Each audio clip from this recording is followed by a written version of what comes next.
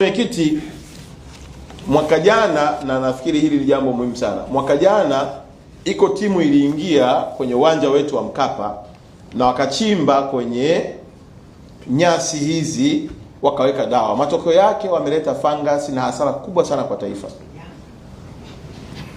Imekuwa ni hasara kubwa na taifa limeingia gharama kubwa kwa sababu tu ya ushirikina uliofanyika kwenye ule uwanja. Kwa hiyo mimi ningeomba mambo matatu muhimu kwa timu zetu zote. Moja, tufanye mazoezi, tujiandae, lakini la pili tuwe na wachezaji wenye vipaji.